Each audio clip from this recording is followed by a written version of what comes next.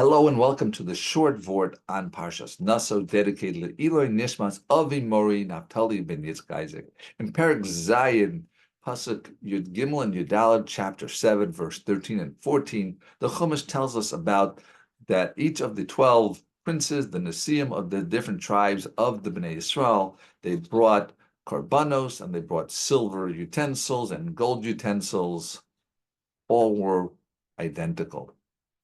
Later on, in the Perek, in Pasuk Pei Dal to Pei Ches, verse 84 to 88, there's a summary of the different items that were brought, and it says that there were 12 gold ladles. That's what had the incense in it, and it doesn't make a summary there about what was in the silver utensils, the ones that had the menachos, the meal offerings.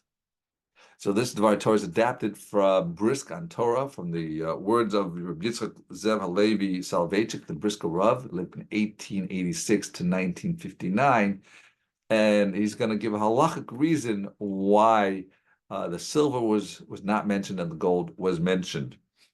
The key here is to understand in the pasuk. It says in Pei Daled that the dedication on the altar on that day, B'yom Himoshach Oso, that on a specific day when it was anointed by the princes of Israel, even though the korbanos were brought over the course of 12 days, at the beginning, certain things were brought by everyone and deposited at the Mishkan.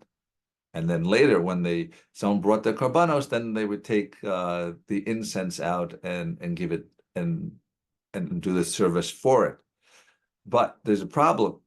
That works. You can deposit something early on, like incense, does not become invalidated. However, the meal offering, there's a rule that if you put the meal offering, the mincha, in a keli, and you have to use it that day, you have to bring the offering that day. Otherwise, it becomes invalidated. That's called nisal belina. By having it overnight, it becomes invalid.